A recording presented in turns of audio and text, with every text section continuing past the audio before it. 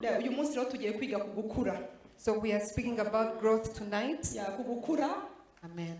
Kandi ndumva nsaba kugira ngo umwuka wera mfashe ibyo ngomba gutanga bitange kandi namwe mu byumve. And may the Spirit help me so that you understand the message. Gukura ni kimwe mu ngenzi ku mukristo.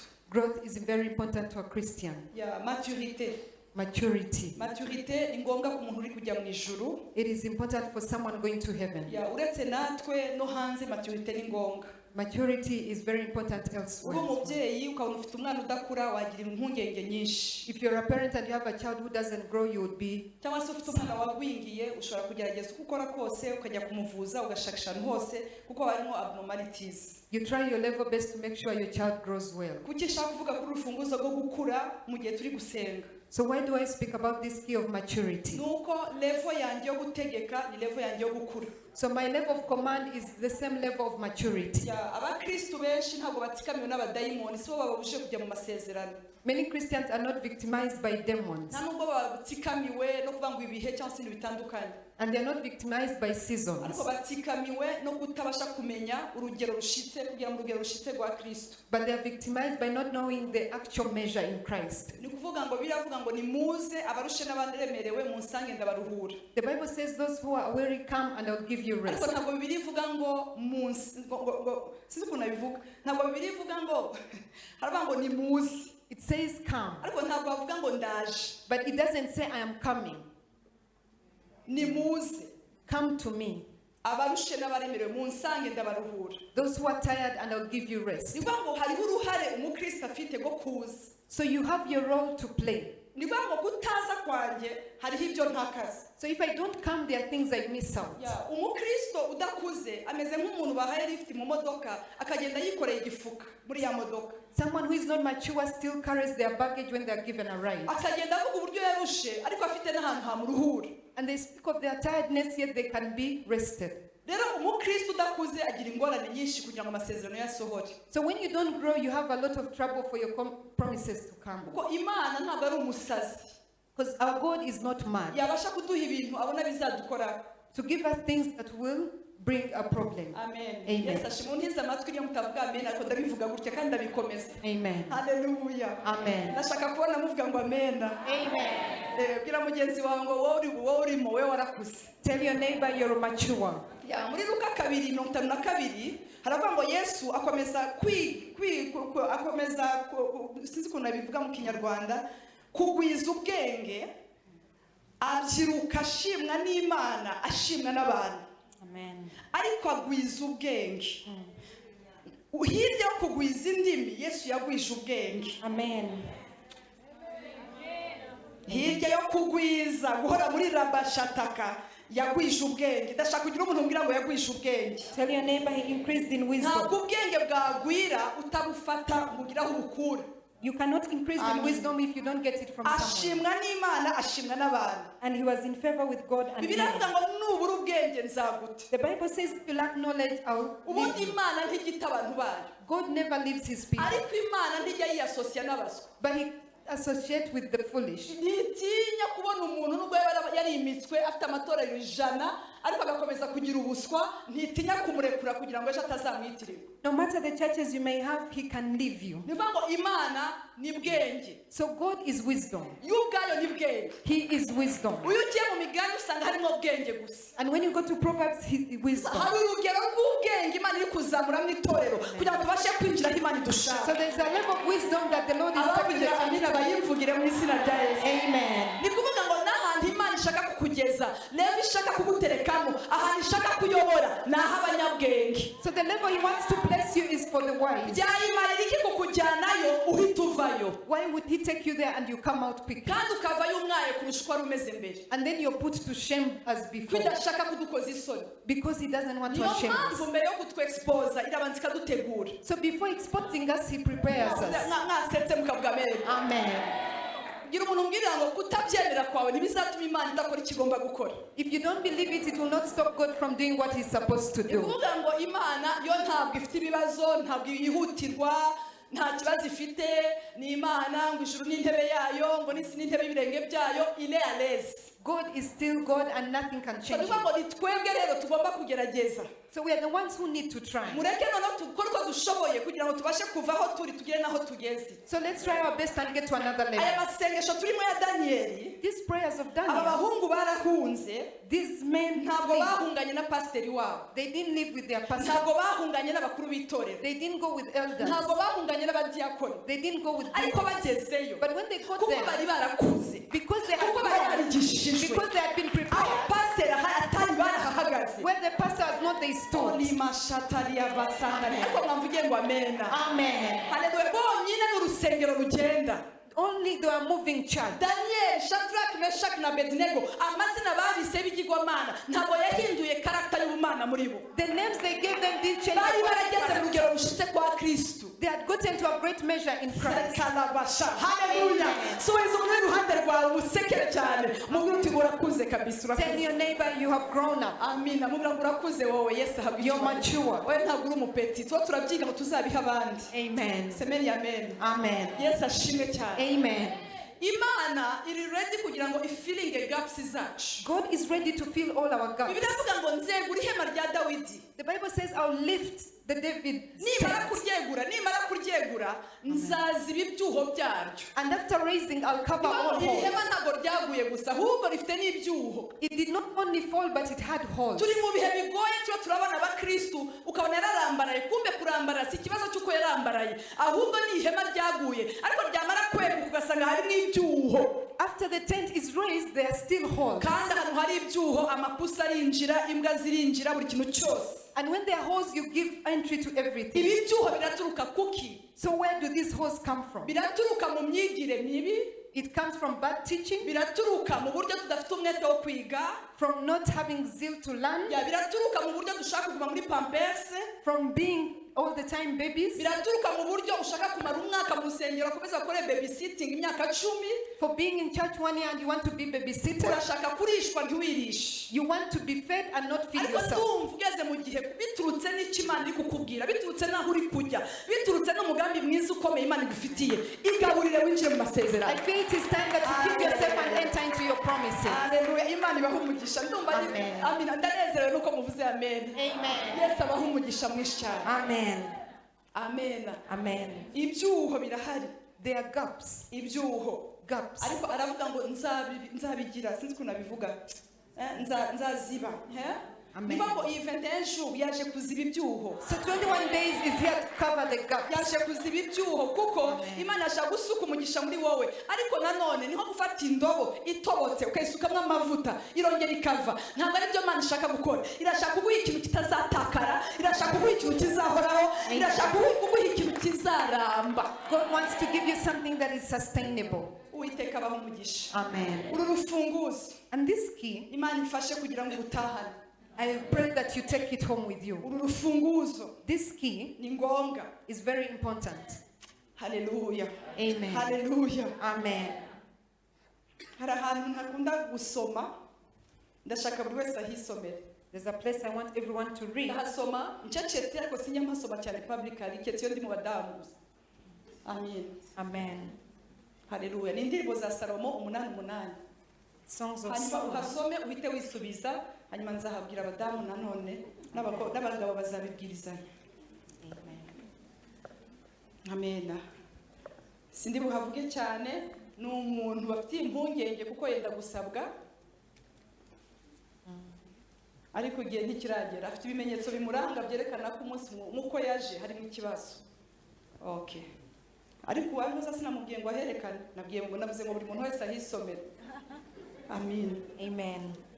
amen. yesu ahabwa icyubahiro. Amen. amen. hisomere ubundi dukomeze, umwuka wera araza kuhadevelopa. yesu ashimwe cyane. Amen. nawe bazi uri umupapa ufite mushiki wawe mugakora inama mu rugo afite ikibazo nk'icyo. haleluya. semeni amen. Amen. ubwo ntabwo mwaba mufite impungenge. haleluya. niko rero na data wo mu ijuru iyo afite umwana utarakura bimera bityo. haleluya. The way the Father feels data na yesu about bakora us. umwuka, bakora inama na mwuka wera ati tubigenze dute. They hold a meeting and wonder what to uyu do. muntu uko tubona umukwe agiye kuza n'igisubizo cye kije, tukaba tubona ibimenyetso bimuranga ko hageze bitaragaragara. The groom is about to come, but they don't have the right sign. Imana ibaha umugisha. dukomeze. Amen. dukomeze. ya Luka 1:80 haravuga ngo uwo mwana arakura agwiza imbaraga z'umutima aguma mu butayu kugeza umunsi yerekewemo Abisirayeli. Ahantu hanyumije uyu ni Yohana Mubatiza. Uwo mwana arakura. Amen. Imana irashaka kugukuza. Irashaka kunkuza ku rwego rushimishije. Amen. Arakura. Umwana ukuze abantu barabibona n'ibiranga imikurire. Amina. Agwiza imbaraga zo mu mutima. Izi mbaraga zo mu mutima ni imbaraga zidasanzwe. Muri soul agwiza imbaraga. Si umuntu ugipfa guhungabana n'ibintu ibyo ari byo byose. Ni umuntu ugwije imbaraga zo mu mutima. Ni umuntu urinze umutima we kurusha ibintu byose. Agwije imbaraga zo mu mutima. Aguma mu butayu kugeza umunsi yerekewemo Abisirayeli. Ndashaka umenye ngo hari umunsi wo kwerekanwa kwawe. Get to know that there's a day that you'll be manifested. Biteguye kwerekanwa muri uyu mwaka mu bihamya. Are there people ready to be manifested? Cyangwa mwumvise gukura mwanga kwerekanwa vuga ngo amen. Amen. Yes, ashimwe. Ni kuvuga ngo Bibiliya avuga ngo ibyaremwe byose. The Bible says everything created Ngo bitegerejanije amatsiko. is waiting with Ngo amazement. guhishurwa kw'abana b'Imana. The manifestation of the children of Hariya God. hantu ntabwo ari children. It's not a man. Ni sons. It's Ni abana sons. b'Imana bakuze. Sons of God that are grown up. Ariko mwamvugiye ngo amena. Amen. Guhishurwa kw'abana. Manifestation of sons. Ariko ibyaremwe byose But every creature bifite amatsiko is waiting kubwo guhishurwa. for the revelation. Aba bana ntabwo bihishura. These sons don't reveal Aba themselves. bana barahishurwa. They are manifested. Ubwo dufite ikibazo cy'abihishuye bazabiki. So we have a problem of those who reveal themselves. Abihishuye bataragera nibo batukishije umurimo w'Imana. Before the right time, they put the work of God in trouble. Abo ngabo nibo Imana yagiriye neza barangije barayivuma bayivaho barayitukisha. God bless them and they cast the Lord Ariko and they... Uwiteka cyarategura abantu azahishura batazihishura. But God is preparing people to manifest. Yesu Amen. ahabwe icyubahiro. Amen. Ndabizi neza ko tugiye guhishurwa. Amen. Ariko uyu mwana agomba gukura. But this child has to Je, grow agomba kugwiza imbaraga mu mutima. and has to be strong in the spirit. Agomba kunyura mu butayu cyangwa se akabanza akaguma mu butayu kugeza umunsi azerekanwaho. And remain in the desert until the day they are manifested. Ahangaha wenda twahita hiding place. Ashaka no kuguma ahantu hacecetse agahishwa kugeza igihe azahishurwa. They even remain in a place hidden until the time they are revealed. Aba bahungu bahishuwe kuri terrain harimo intambara nyinshi cyane. They were revealed when there was a lot of Bari battle. iwabo ntabwo bari bagaragaye. When they were still in their home, they were not Ariko bagiye visible. muri Babylon. But when they went to Uyu Babylon, munsi tubigisha kuko bahishuwe neza. we speak about them because they were revealed. Bahagaze neza. They stood well. Banze gupfukamira ibigirwamana. And they didn't bow before the Bahagaze gods. banga kwiyandurisha ibiryo by'ibwami. They didn't eat Biriya food si from the ibintu byari kingdom. bibadutsemo ni ibintu bari barabanye nabyo mbere. There are things they had been with before. Amen. Ayego Imana ibahe umugisha kuri iyo amen. Amen.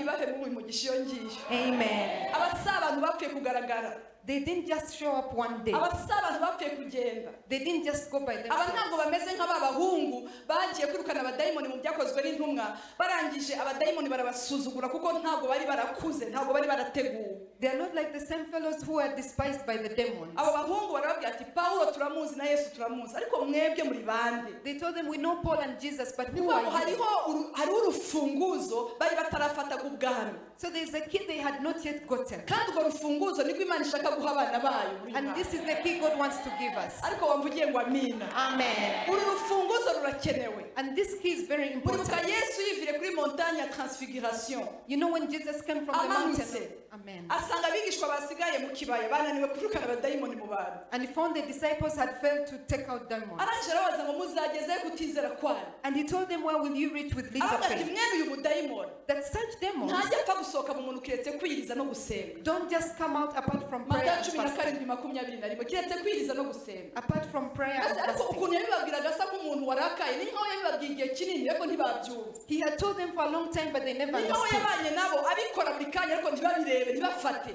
And he did it all the time, but Mwebwe they- ibi ngibi bigomba urufunguzo rwo kwiyiriza no gusenga. he said this needs a key of prayer. Ibi And ngibi ntabwo ari ibintu bigomba kubagora. it doesn't have to give you a hard time. Muzagezayo kutizera kwanyu. So when will you reach Niho without kubabwira faith? ngo muzagezayo kudakura. When will you reach without growing? Ndashimira Imana ko uyu mwaka So I thank the Lord this year. ugiye kugira indi level ya command, ugiye kugira indi Amen. level. Amen. Ariko Mana, ariko wagize umuntu ubwira ngo ugiye kugira indi level yo gutegeka. You're going to have another level. Umuntu ukuze hari ibintu adacyaha. When someone is mature, there are things they don't umuntu reveal. ukuze hari ibintu imana imuha atabisengeye. There are things God gives you without praying for them. Ni bande bashaka kujya bagira ibintu babona batanabisengeye. Amen. Ese mwavuze ngo amina mama. Amen. Hari ibintu ubona gusa kubera ko ubifitiye uburenganzira. There are things you just get because it is your right. It's your right. Ariko iyo Amen. utarabimenya. But before you get Mu to know, Bagalatiya 4 biragaragara ko umwana ukiri muto atungwa n'ibisonga. a young baby is taken care of. Uwo mwana nuvuga ngo ibisonga niba abandi bamureberera.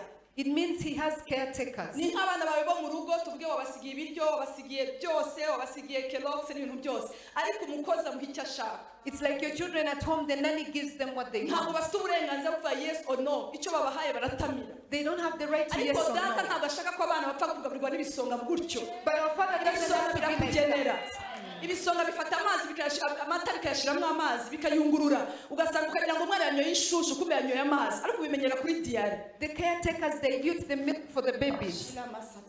Amen. Ndamukirizaho. Amen. Biramugenze ngo hari ingaruka zacyo. Tell your neighbor there are consequences for that. Yes, ashimwe. Niyo mpamvu mubona uyu munsi to turabona abantu badahagaze. That is why people are not strong. Niyo mpamvu mubona uyu munsi churches zabaye nka clubs. That is why churches seem like Ubundi clubs. siko Yesu yadusize. That is not how Muri Jesus Yohana left us. 8 kuri 31 harano ubona ngo Yesu abwira abigishwa bamwemeye, abwira bamwemeye, ntabwo abibwiye bataramwemera. Believers. He spoke to the Ntabwo believers. abibwiye abakuyakuya. Amen. Ibi bintu si by'abakuyakuya. These things are not for This is for anyone. believers. Ibi ni by'abizera. Amen. Kandi Amen. gute Yesu yahise abwira wa mugore avuga ati madamu mfite ibiryo by'abana ariko ibi by'abana ntabwo ndi bubihe abakuyakuya bose. Amen. Muzi wa mugore yabibwiye. Amen. Amen.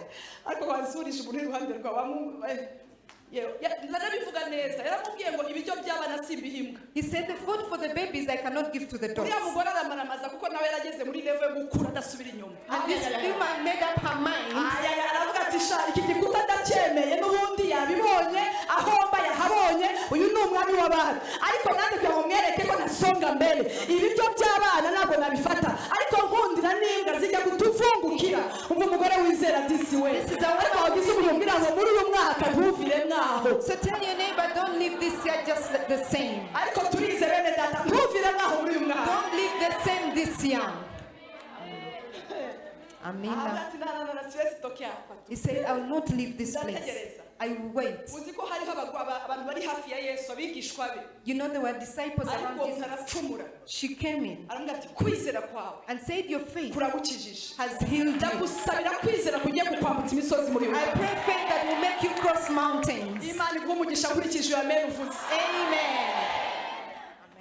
Yesu abwira abigishwa bamwemeye muri Yohana 8 aravuga ati nimuguma mu ijambo mukaguma muri iri jambo. If you remain in the mukaguma word, muri gusoma ijambo ntabwo ari ibigambo mukaguma mu ijambo. if you remain in the Mukaguma word mu byo nababwiye. and remain in what I Mukaguma ku told you birenge byanjye. and remain at my Mukaguma feet kunyizera. and remain in Muzabagira the abigishwa nimuguma mu ijambo muzaba abigishwa nyakuri. you'll be true Bivuga ngo teachers. ababigishwa hari abandi babigishwa ariko batari abanyakuri. So there were disciples, but there were some who are not Ariko true. mwebwe muzaba abigishwa banjye nyakuri. But you'll be true disciples. Automatically niba abigishwa banjye nyakuri ntabwo muzakenera abapasiteri babirukanaho imikasiro ahubwo muzahita mumenya ukuri kandi kwa kuri kuba batura. And when you're Ariko ndashaka kugira umubwira ngo ndashaka usimuka uri ruhande uti birarambiranye sigaye cyo kujya mu byumba by'amasengesho kwirukanamo imikasiro uzamenya ukuri numara kuba umwigishwa nyakuri. After being a true believer, Noneho kwa kuri and this truth, the truth, kuzakubatura. will set you free.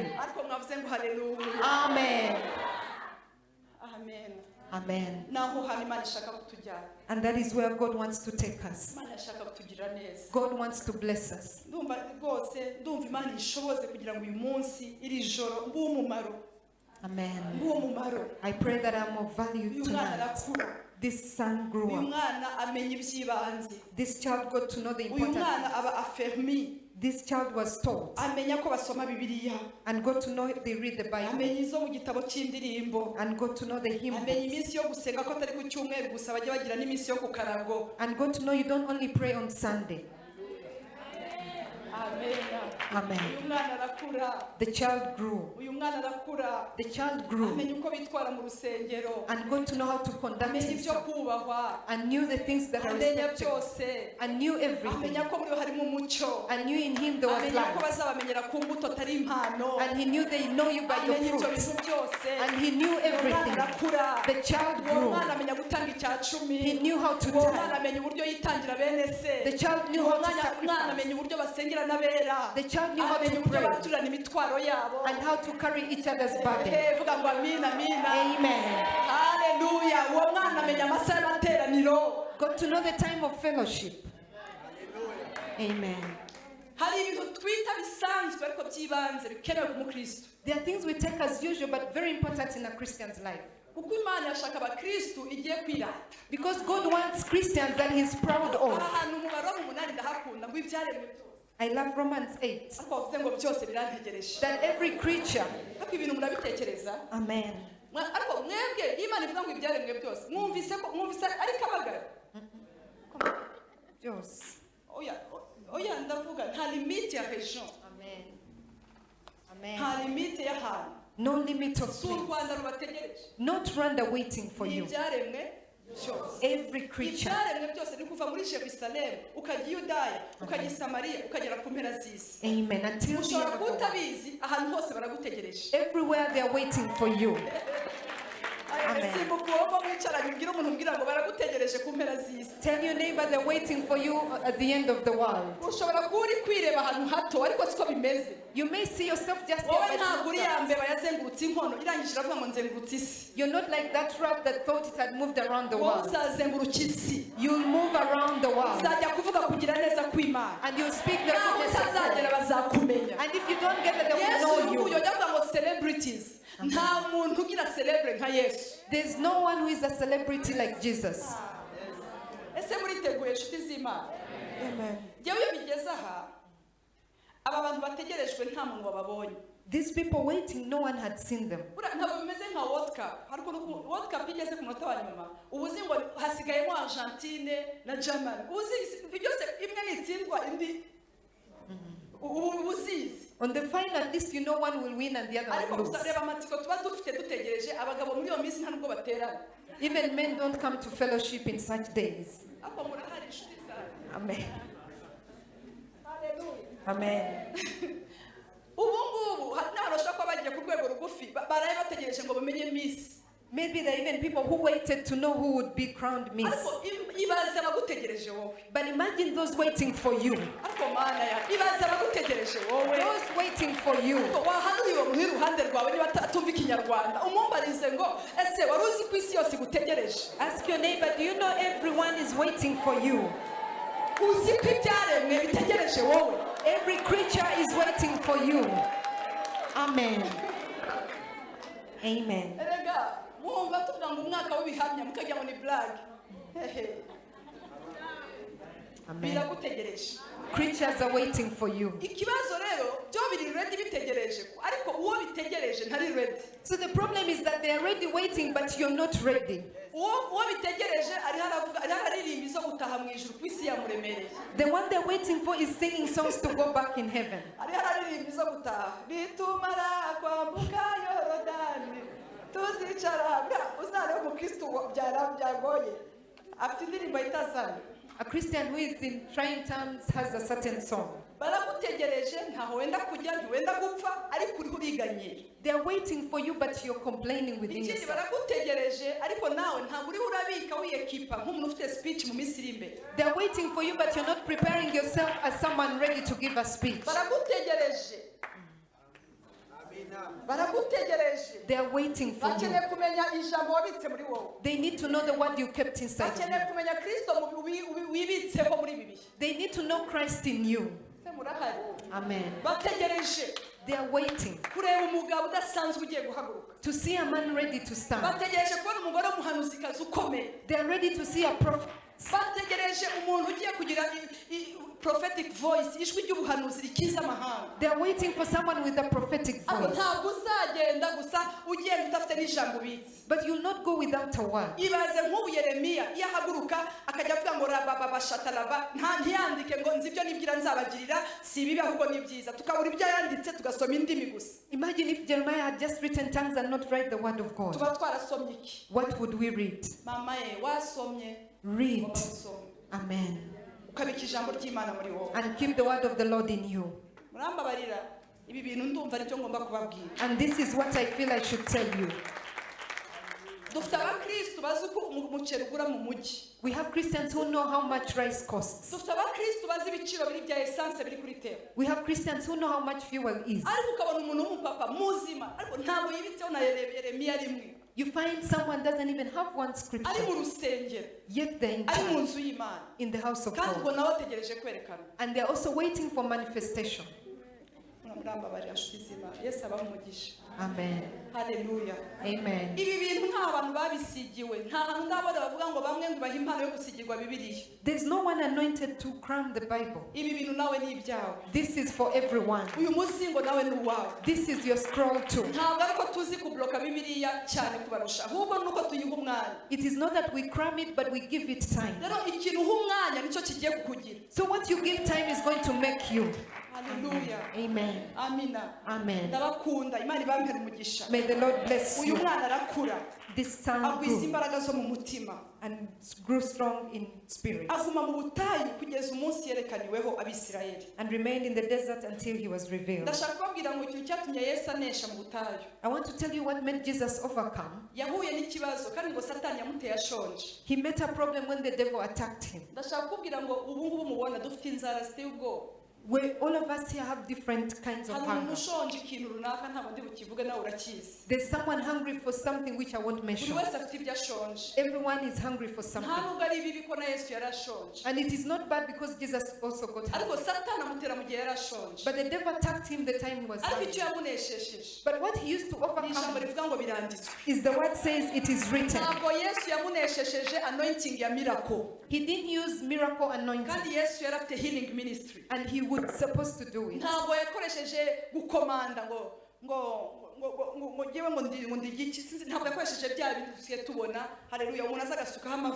He didn't use commanding or pouring oil. Oh yeah, he used the word. But he knew the enemy doesn't fear anointing but the word of God. Amen.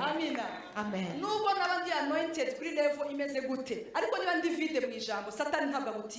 matter how anointed you are, there are many anointed people that he made fall. So he doesn't fear how much you pray. He fears the word in you. Amen. Amen. He fears the word in you. The level of the word in me, the level of elevation.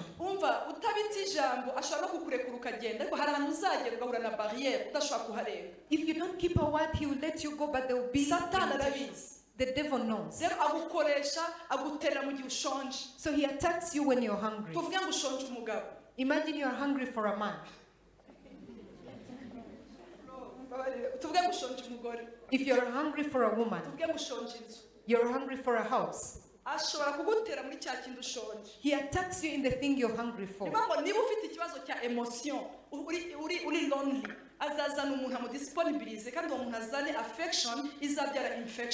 When you're lonely, he'll make sure he brings someone who will bring infection to your life.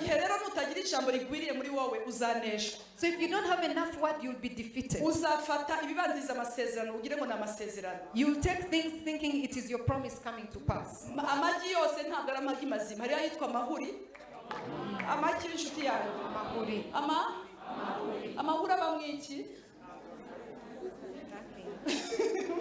Yes, abamwe mishwi ntayibamo siko bimeze abamwe amazi mabi yanduye tubyite gutyo. Yesu ashimwe cyane. Amen.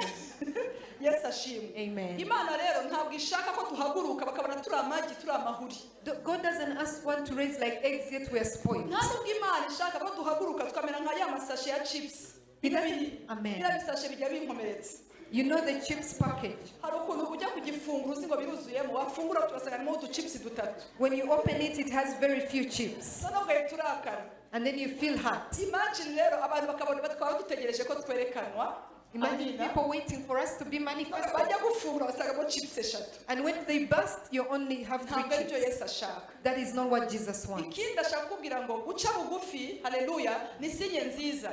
Ntabwo imbaraga z'Imana zikubitsemo nubwo waba ukuze uzibikura mu gihe rimwe. Ugenda uzibikura mu gihe. You start giving out this power time by time. Umugabo witwa Hezekiya twari tuzi ko ari umwami ukomeye ariko ibihe byerekanye ko hari urwego rwo gukura atarageraho. We know Hezekiah as a great king, but there are times proved otherwise. Muzi ko abanyamahanga baje arangije ajya kubereka ibintu byo mu rusengero. He went to show the foreigners the things in the Abereka church n'ibigwanisho bene data. and all the weapons. Pourtant abo ngabo b'Ababiloniye ntabwo yagombaga kubereka ibigwanisho. Yet he wouldn't have shown them the weapons. Nawe Imana igiye kuguha umugisha muri uyu mwaka ariko hari ibigwanisho byawe ufite ku ruhande. Amen. God is blessing you, but Hari keep your Imana weapons iri secret. bukubikire bizatuma haleluya ubasha kubona your success. Ababiloniye nibaza ntabwo bazaza bashaka wowe bazaza bashakisha ibanga. The secret weapon ukoresha kugira ngo utere imbere. The Babylonians will look for a secret weapon for your success. Ugeze kuri maturity ituma Ababiloniye batabasha kugucengera. So you have to be mature so that they don't know this secret weapon. Ariko mwamvugiye ngo amen. Amen. Ariko bwira mugeze ngo Babylone sera localisée au nom de Jésus. Haleluya.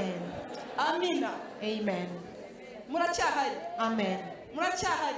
Amen. Samson tumubona kubita abantu abarangiza abaduyi bose abamara ariko yari afite level anointing ariko adafite level ya growth. We see Samson where he had level of anointing, but he was not mature. Amavuta ntahahuriye na spiritual growth. So anointing is not compared to spiritual growth. Amen. Amen. Cyama nkagira umuntu umfatisha muri ijoro. Amen. Ushobora kuba uri highly favored. You may be highly favored. Ariko ntibivuga kuri rooted. Ariko ntushoye imizi. Ushobora kuba uri umuntu uvuga abantu bose bakavuga ati wow, Lucifer niwe muntu wa mbere waremwe Imana ikavuga ati wow, he was so anointed. Tinya umuntu bita ngo inyenyeri yo mu ruturuturu. Sinzi ko nari nageza nawe twihuje ntabwo twari twagira amavuta nka ya Lucifer. We can never have anointing like Lucifer. Ariko saison yo kwemerwa.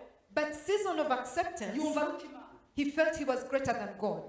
Kubera level of growth yari hasi. Because he had not yet matured. Bituma ataba Lucifer ahinduka Satani. And then he was no longer Lucifer but turned into the devil. Acibwa mu ijuru. And he was thrown out of heaven. Kuva icyo gihe. From that time, Biraba ngo Imana igwanya bibone. the Bible says God fights the Ngo proud. ntabwo ibanegosia irabarwanya. He doesn't negotiate with Yo them. ntabwo idiringana nabo. He doesn't deal with them. Niyo mpamvu amavuta Imana igiye kuguha si bya bindi uba ukizamuka gatoya ukaba ufite abescoti bane biki. Why do you have escorts just because you've raised one level? Kugira ngo amen. Amen. Esa shimwe. Amen. Esa navugiye haleluya nziza. Hallelujah. Ubona biteye ubwoba ukabona umuntu aje muri taxi voiture n'abescoti bane yabanje akanagura imodoka. Imagine someone in a car but with escorts. Oya mu Rwanda dufite umutekano nta kibazo dufite. Ubu umuntu abashaka abescoti bimwe. We have security. Why are you looking for bodyguards?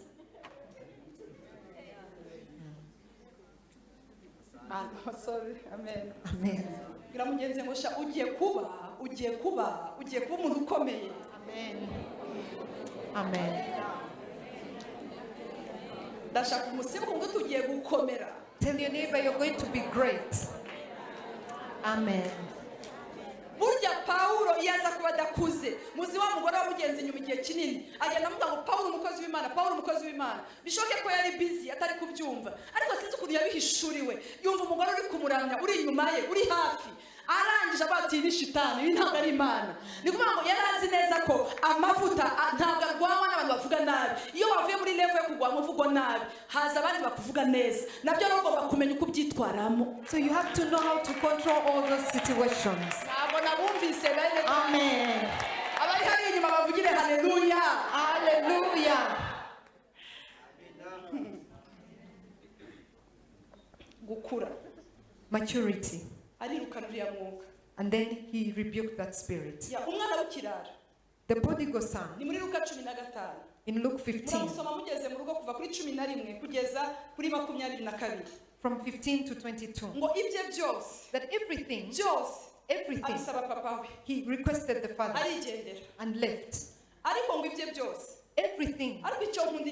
But one thing I love the Lord for, we live thinking we've taken everything, but He keeps something and keeps something for us. Do you know when he came back, the father gave him a robe? When he came back, he found the father had kept something.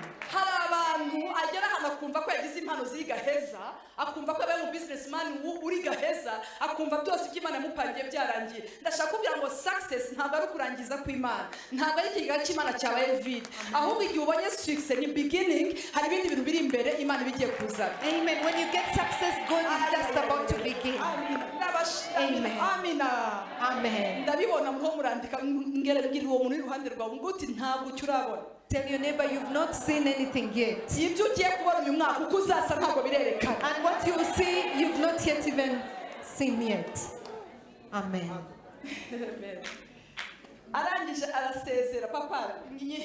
He asked his father for his inheritance and left. The Bible says he went in a far land.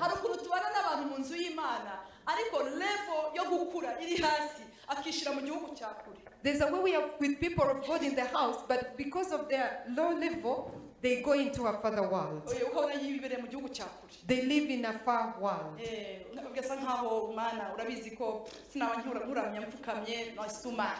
You know, I can't worship you kneeling down. People, the children of God, never kneel anymore.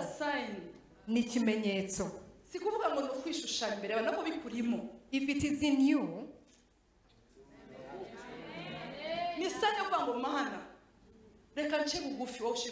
it is a sign of being humble so that the Lord may be raised.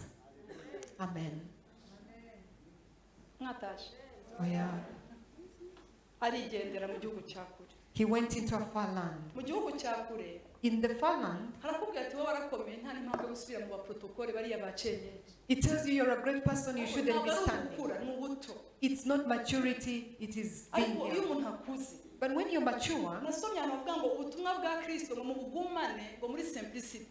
I read somewhere where it says, have the gospel of Christ in simplicity.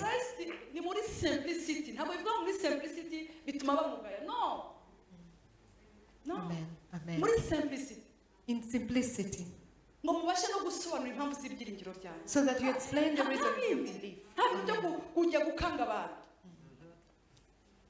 Yes, come on.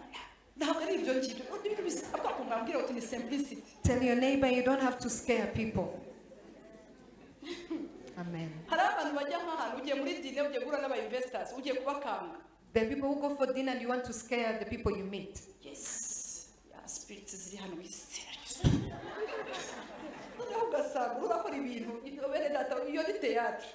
Actually, you're playing like a movie. Amen. For you to be anointed, you don't have to make tricks.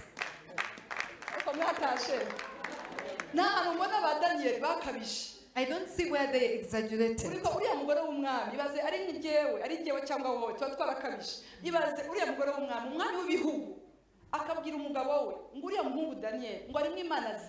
Amen. Imagine the wife of the king testifying for Daniel.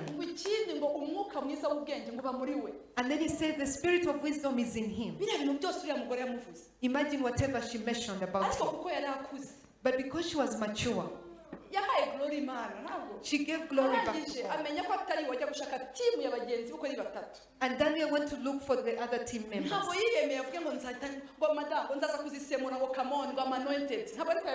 He didn't prove himself otherwise.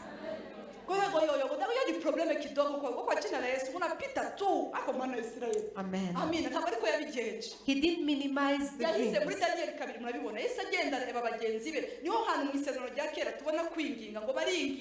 He went and looked for his fellows and they prayed together. Oh, hallelujah. Amen. Amen. they prayed together. In interceding,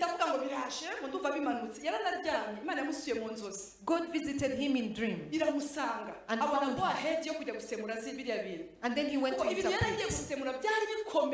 Because the things he was about to interpret, he wouldn't just go just like that. Maybe they would have beheaded. But he went prepared. He went anointed. He went in humility. He went without being empty. Amen. Amen. Amen. He went without being empty. Look at Prophet Nathan. When he went to prophesy to the king, he knew the difference between prophesying for the king and his sons. You can't prophesy for the king and be familiar with him. Gukura. yarazi uburyo ashobora guhanura abapeple n'uburyo ahanurira umwami kandi yari umuntu w'inshuti ye urabona ko Natani na Dawidi yari umuhanuzi we barahoranaga ariko ntabwo yigeze akora familiarity. Amen. Nathan was a good friend to King David, but he didn't familiar with him. He didn't get so familiar with him. Amen. Amen. Tell your neighbor, God is giving you anointing to go to the lower part.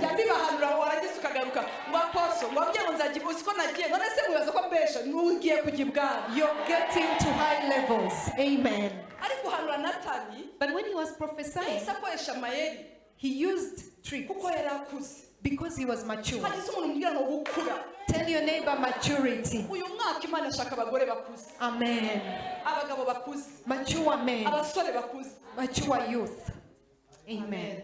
Yes, amubwira ngo mwami kwaje ngo hari umuntu ngo w'umutunzi ngo wagize ukuntu abicisha gutya abicisha mu mazamuka arakatakora amakorosi umwami atararakaromuye ngo mu gihugu nyoboye ngo hari umuntu wakora ibintu nk'ibyo. He said it in Proverbs and the king got angry and said someone umwami yabyakiriye byagenze neza aramubwira ati nta wundi ni wowe mwami. And then he told him it is you king. Bitagenda neza. And things worked out. Neza cyane. And things are working because he knew how to speak.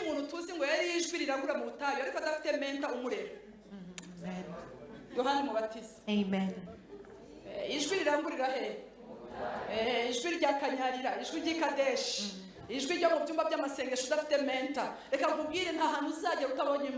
A voice in the wilderness without a mentor you cannot get anywhere. Mentors are in different sectors. Amen. Amen. Hallelujah.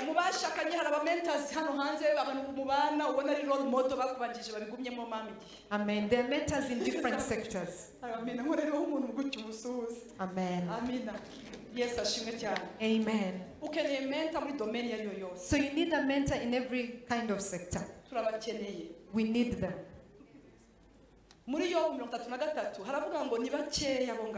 Job 33 says there are very few. Such a very few.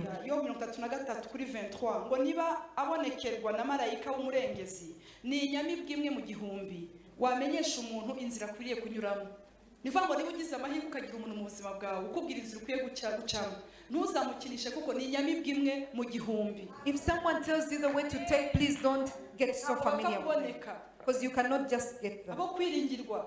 Amen. So don't take that person for granted. So when you get one, don't take them for granted. Amen. Amen.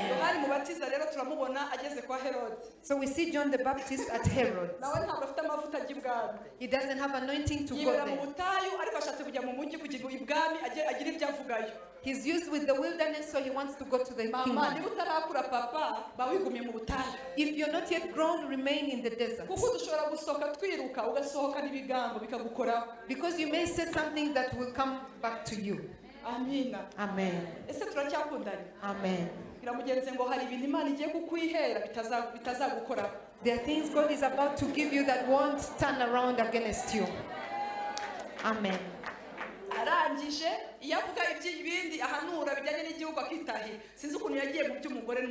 I don't know how he went to the level of the woman and husband. Yet it was the truth. uriya mugore witwa Herodiya sinzi ukuntu Herodi yahuye na Herodiya sinzi niba ngo ni Herodi na Herodiya umugore niko yitwa. The wife of Herod was called Herodiya. Atangira kumubwira uburyo yakoze amakosa arabapoeta gutya. And spoke about their mistakes. The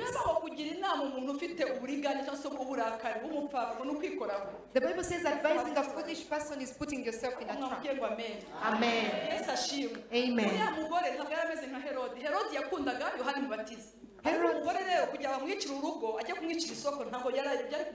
The wife was not ready for her marriage to break apart. Was it his problem?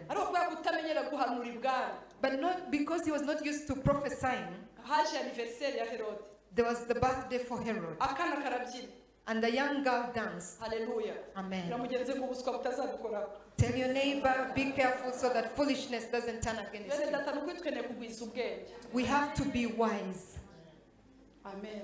Amen. Umwana aje kubyina baravuga ati turaguha igice cy'igihugu agiye kureba nyina aravuga ati niyo wansaba igice icyo ushaka abwira nyina ati nyina aravuga ati genda ubwire papa wawe igihanga cya Yohana Umubatiza. The mother told her go and ask for the head. Yaramukomerekeje aramubika. Because he offended her. Cyo kuvuga ngo Imana iguhaye avuta sinzi ngo y'ubuhanuzi igiye kujya uvuga umuhanda wose ugenda reba aho ujyana naho ugarukira. Be careful of what you say even if God gives you anointing of prophecy. Amen. Usanze umucuruzi hariya umutayo w'ubuhanuzi usanze umuntu uri hirya ushizeho ubundi usanze bishop w'abandi ushizeho reka nkubwire hari aho ugomba kugarukira impano z'Imana zigira protocol. Amen. You have to be very careful. Ndashaka kureba abantu barafashwa no gukura. Hallelujah. Uyu mwana w'ikirara ajya hirya. So the prodigal son left. Aragenda. Amen. But one thing that I like in Luke 15, he thought about himself. That is also maturity. Tell with your children. ngo nuko amusigaho yinjirana n'abana be mu nzu munsi ko binjiranye n'abana be. Amen. Ko mwamvuge ngo haleluya. Amen. Gira umuntu mbwira ngo papa arashaka kukwinjiza mu nzu kugira ngo ibyo akora akwigishe. Tell your neighbor your father wants to put you in a house and teach you. Hallelujah. Amen. Nikuvuga ngo niba ushaka kuzaba umuloya ukomeye ugomba kwegera aba mentors bakabikora ureba. So if you want to be a great lawyer, you have to have mentors.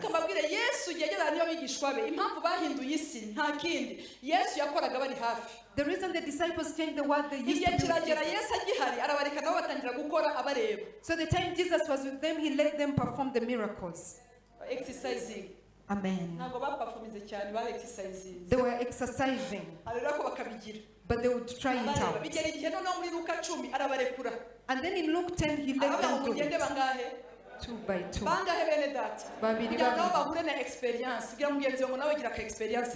So tell your neighbor also get some experience. Get to know that one day you will preach in 21 days as I stand here. Hallelujah. Hallelujah. Amen.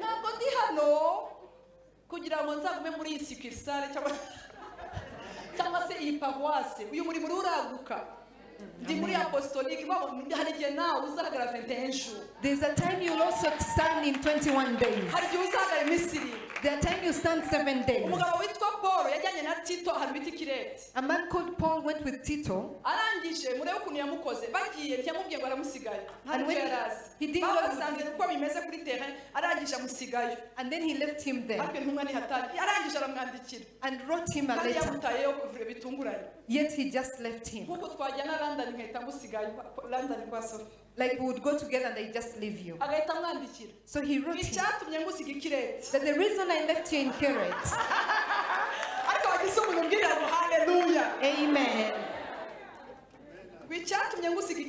The reason I left you in Keret, for you to manage the things that were not right, and sent him the letter.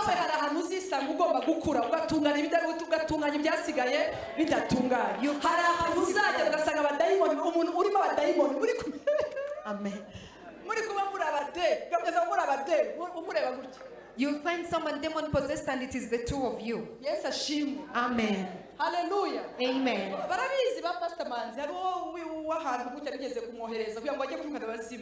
There's one that they sent to the rebuke. Amen. bashaka kuguhamagara ngo nase ko bikariye cyangwa tugire gute nimwirwaneho buhana. And they want to call you, but you ready them to manage. Ahantu biba ngombwa. There's a place it is worthy. Baze ba mama Jane bakira abantu bavuye mu ntara hariya. Iyo bababonye bona ari ba apostle hariya. Amen. When they receive them, they start doing things that the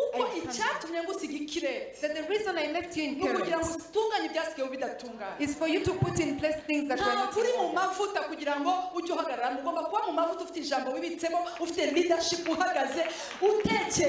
Amen. You have to be in the anointing when you have a full word in you. Amen. Amen. Amen.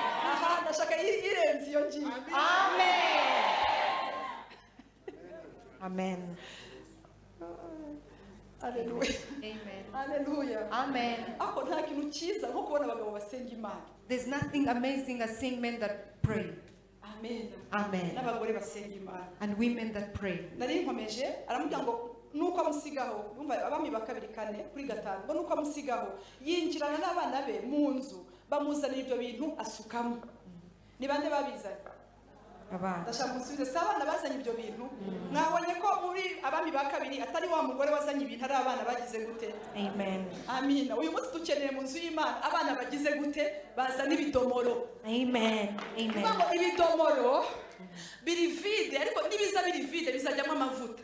Ni kuvuga ngo Imana yashaka n'abana bashaka kureba abantu barusha hano hanze bapfa ko bari vide ariko babazane mu nzu y'Imana nabo basohokana amavuta y'Imana. God wants to see people in his house and then they get soul winners. Amen. God is raising soul winners. Abantu bashobora kuza kabati nanjye Mana sinshobora ibindi ni wowe uri busukemo amavuta ariko iki kidomoro.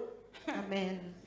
Ndahangana nacho. I'll bring this vessel and get it to the house of God. Even if you don't have scripture, you can't invite someone and bring them here.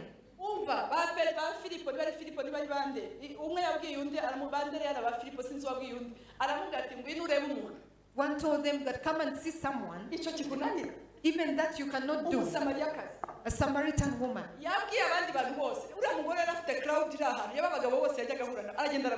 She had a crowd and went and looked for all the men. Amen. Come and see the person who spoke about my life.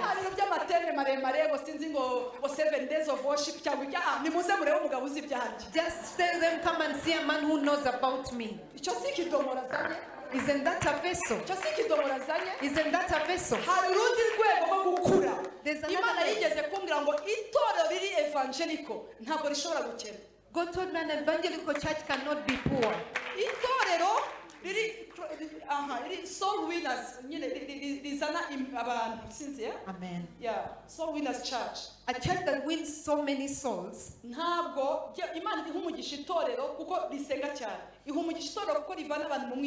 Amen. God doesn't bless us because we pray a lot, but because we take people out of darkness.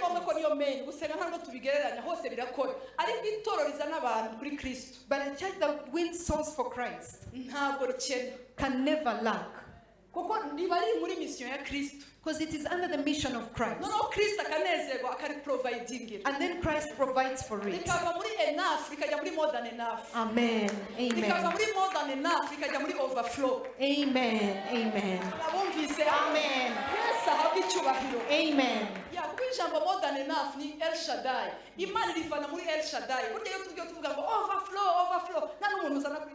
When you just say overflow and you've never brought someone to Christ, you are joking. Sorry. Hallelujah. Amen. Imagine rather we put people out of the church. For someone to come to church is very hard. How many know that it was hard? We were very far.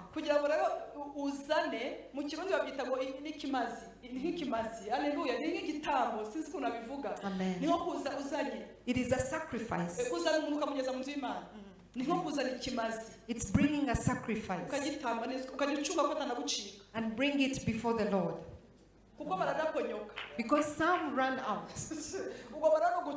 So you have to take care. and ask them how they ariko are. wowe uramuzana ugahita umurekera apostle. But you bring them and leave them for apostle. Apostle azabera hose icyarimwe. So will apostle be everywhere all the time? Naramugejejeho mu bindi yirwariza. Oya twe tuzamubwiriza ariko nawe kora follow up. We will preach but do follow up. Amen. Okay, ndashaka kureba niba wenda mwizi ibintu bikwiriye byo gukura. Imana ibahe umugisha. Amen. Uzi impamvu nabonye aba bana barimo responsibility. I knew that these sons had responsibility. Nabonye umuhanuzi Elisha ntashaka ko uyu mugore abona ibintu ariko abana babo nabo batakara. And Elisha didn't want these sons to Ashaka ko get. abana bamenye Imana. He wanted them to know God, Iyi Mana ya se the God of their father. ukuntu ivana mu madeni barebe ukuntu Imana ibikora kuyo baba bari hanze bari kugira ngo ni miracle money gusa ariko ni miracle anointing nanone. Amen. Amen. Yesu ashimwe cyane barayibona iyo miracle anointing. He wanted them to see it. Miracle oil.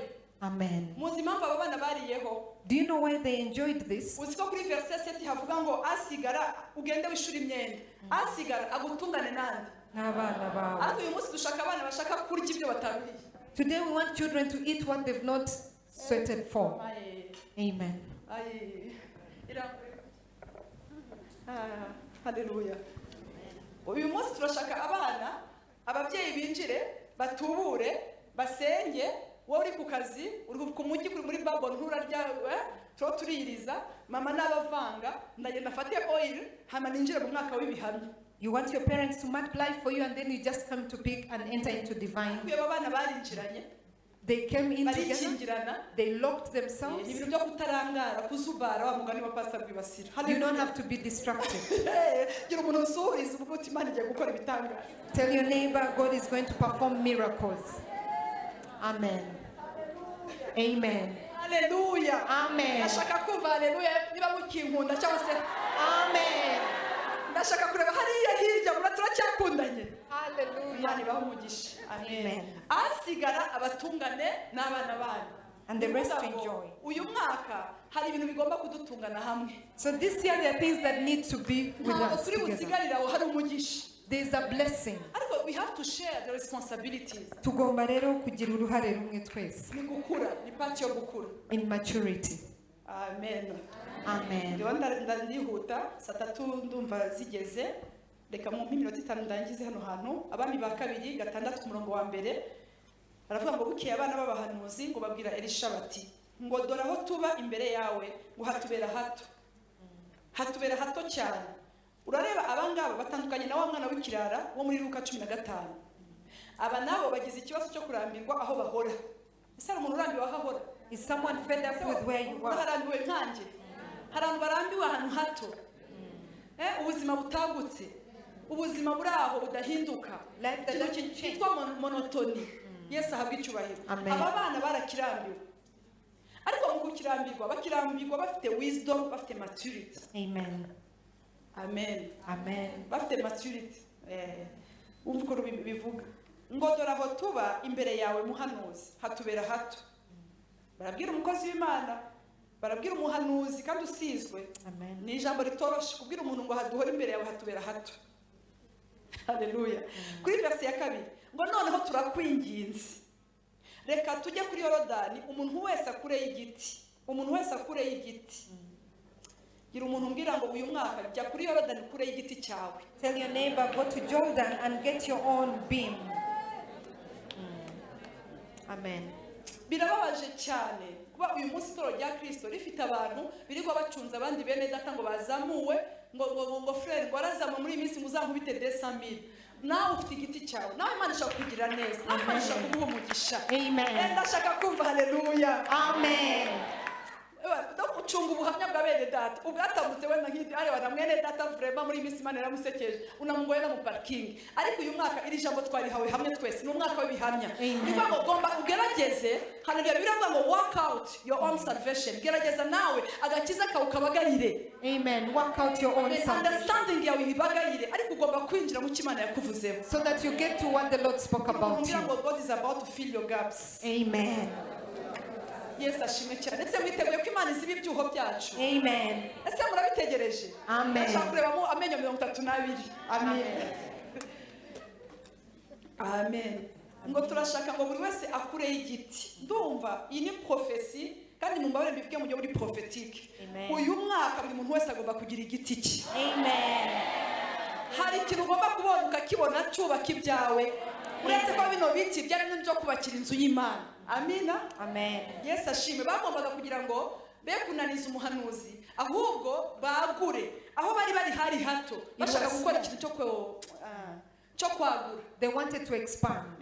Umutima wabo ari no ku nzu y'Imana. So their heart was also in the house of God. Nta nubwo ari ku byabo. Not their own. Bibiliya ivuga ngo Salomo amaze kubaka inzu y'Imana atekereza kubaka iyo nzu. When someone had constructed the house of God, he made his own. Shuti yanjye, maturity izaguha gukunda Imana, kandi gukunda Imana ikublessinga kuri level yo kuyikunda. Amen. God, maturity will give you to honor God.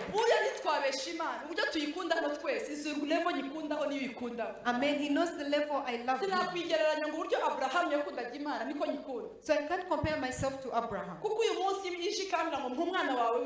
Because if you told me, give me your firstborn, it wouldn't be easy. But this man, his only son, it was a long journey, and he went to Moriah to sacrifice his son. Not anything else. And when he got there, God rescued him from there. And then he gave him a covenant.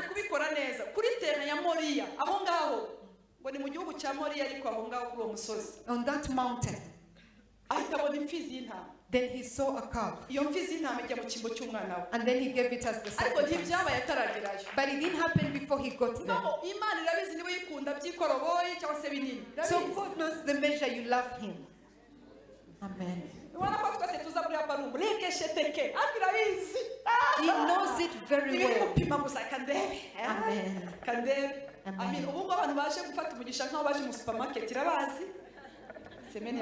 Amen. He wants to make you a son because a son has every right. Amen. Ngo noneho turakwinginze reka tujye kuri Yorodani umuntu wese atebe icyo giti twiyubakiraho kuba ngo ntabagiye kubwira umuhanuzi turashaka kwiyubakiraho kuba. They told the prophet we want to build where to be. Dushaka kuba abandoned dukuze. We don't want to be abandoned yet we are mature. Ntabwo dushaka kuma muri level yo guhamagara pasiteri inakorora saa 9 z'ijoro pasiteri nagira gute. Hari abantu bava mu itorero kuko ngo babuze rendezvous. Ariko uri umwana mu rugo nta mwana usaba rendezvous wawe. When you're a son at home you don't ask for an appointment. Uzi ko ufite droit yo kubona umubyeyi n'importe. You know you have the right to see your parent anytime. Kandi niyo mutabonana. Gukomanga buri kanya ntabwo ibyo bituma Imana mvuge.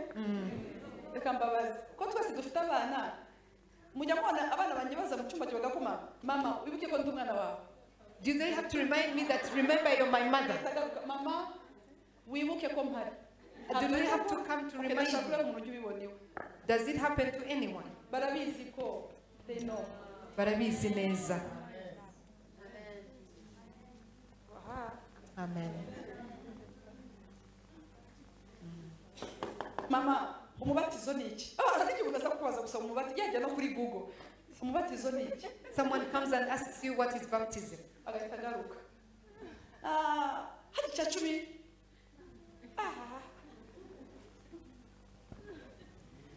Agize kudatuza, agize no gukomeza kuza kukubaza. Kandi acunga igihe uri busy. When you're busy, that is when they disturb. Imana idukiza abana. May the Lord save us from such sons. Ariko abana bari he? Ikindi Amina, tuvuge wenda umwana wanjye twaganiriye. Maybe if I've had a dialogue with my son. Twaganiriye bite byose. Ahita agenda abwira bose bavukana, genda babwira. Mama twaganiriye umunsi. Does he have to say everything? Mama twaganiriye umunsi. Mama twaganiriye umunsi. Really? Oh, really? Yeah. I'm just go, way. Turacyakundanye. Amen. Ngeze ku musozo. Umva rero ukuntu harimo umwe muri aba bana b'abahanuzi. Nkakomeza ngo arabemerera umukozi w'Imana arabemera ati nimugende abahagwa hete baragenda. Ariko verse ya 3 2:6 verse ya 3 umwe muri bo aravuga ati ndakwinginze emera kujyana n'abagaragu bawe Bivuga ngo uyu nubwo n'abandi bari responsable bakoze ikintu cyiza ariko we afite ijisho rya gatatu.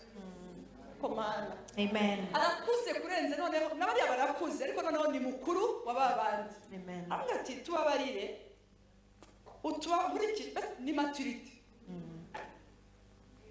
Abana batara mature bakunda gukora utuntu twabo ahantu. Children who are not mature do their own things. No kubwira ngo ari kivugiza kandi ari remera. They mentally they're in a one place. Ahangaha umwe muri bo aravuga ati ndakwinginze emera kujyana n'abagaragu bawe. Elisha aramusubiza ati ye ndaje. Urumva ari busy? Oh yeah. Verset 5. Umwe muri bo agitema igiti. Umwe muri bo ninde? Umwe muri bo. Intore zigira gute? Irakuka. Umva rero ikibazo aho kije. Igwa mu mazi. Igwa mu mazi. Arataka ati mbonye ishano databuja kuko yari impirano. Bagiye ko ari impirano. Oh yeah. Uyu munsi nushaka uraraha mbarize mugende ngo bagiye bazi ko ari impirano. Did they know it was borrowed? Umwe muri barataka ati ye ngize ibyaha. He cried out. Ari muri team yari iki? Yari impirano. Uyu munsi dufite abana barashaka kwigana abandi.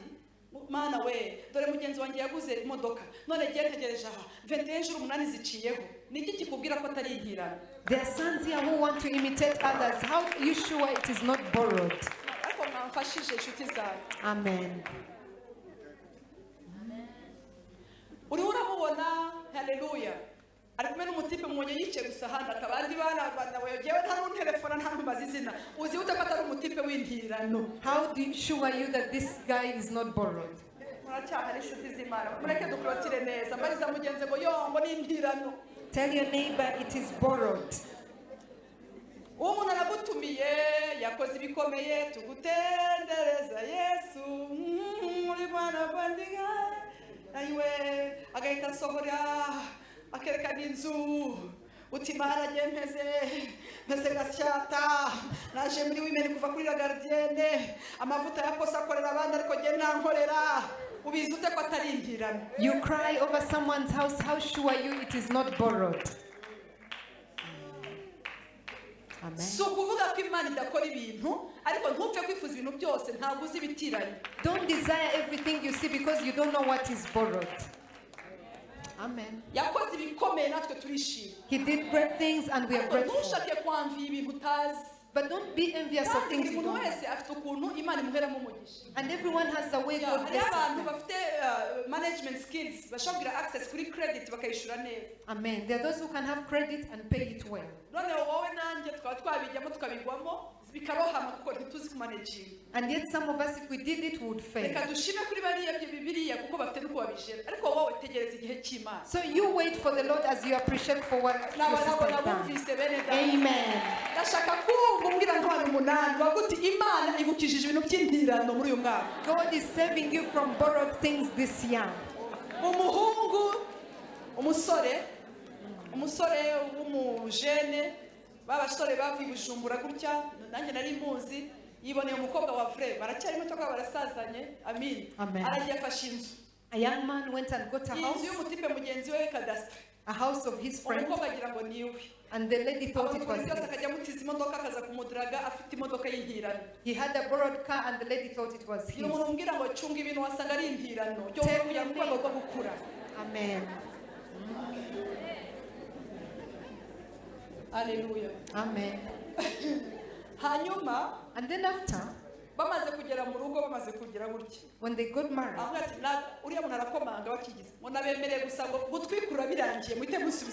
the owner of the house said, I have one night for you and then you return. I don't know where they went because it was borrowed. Maybe someone is smiling and it is borrowed. I thought all Americans were nice.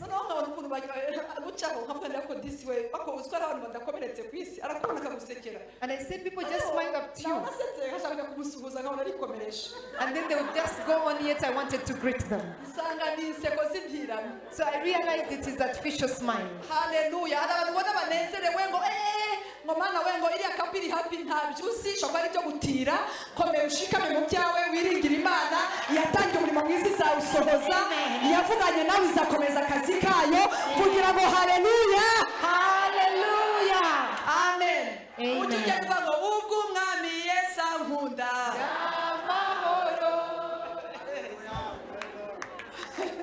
Amen.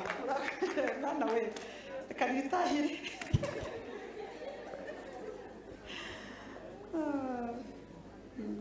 arataka ati mbonye ishano databuja kuko yari impirano kuri gatandatu uwo muntu w'Imana ati iguye he arahamwereka ntahamweretse Imana ishimye kuri umwe muri bo batavuze izina wakuze muri bakavuga ati databuja ntabwo twijyana ntabwo tugira gute twijyana ibaze iriya credit iguye mu mazi ari amafaranga ya credit akagwa ari 300,000 ariko ukabuhagaje na Elisha agatema igiti agashira ku mazi yantoretse kareremba uyu munsi nje kukubwira ngo ibyawe byose byari byararohamye byaba iby'indirano Uwiteka Imana yakubwira ngo bigiye kureremba ku mazi fata iryo jambo ry'ubuhanuzi tubigiye kureremba ku mazi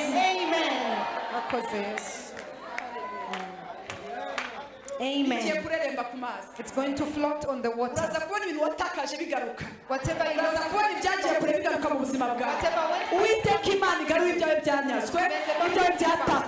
Amen. Amen. atema igiti agitera mu mazi intore zirareremba haleluya kuri karindwi aramubwira ati yisingire ninde wabwiye undi ngo yisingire urumva ko Yesu amusubiza responsabilité tukeneye aba mentors badakora byose Amen. Amen. bagomba kugira part baturekera kugira ngo natwe dukure Amen. arangije amaze gushiramo igiti ikazamuka ntiyari yamaze kugaragara yarerembye ni Elisha wayifashe hari umurimo Elisha atazakora hari umurimo Imana itazakora hari umurimo nanjye ngomba gukora uyu mwaka Imana niyo kubye ngo twari umugisha genda ushaka icyo ukora Imana izaha umugisha icyo uzakora izaha umugisha kontakte zawe nawe ugomba kugira responsabilité mu gukura kwawe You have to have responsibility for your growth. hanyuma wa muhungu arambura ukuboko Amen. arambuye ukuboko ngo arayisingira kuko umuhanuzi n'ubundi yari yategetse yageze hejuru icyara gisigaye no kurambura ukuboko akagira gute arayisingira ndashaka mu buryo bw'ubuhanuzi urambura ukuboko ngo ngiye gusingira ibyo Imana yamfatiye muri mwana I'm taking what the Lord has for me. haleluya singira amasezerano yawe dore amasezerano yawe ntabwo uzavunika dore ari kureremba imbere yawe yafate muri uyu mwaka ibyo Satani yari yarakunyaze bifate muri uyu mwaka mu izina rya Yesu amen.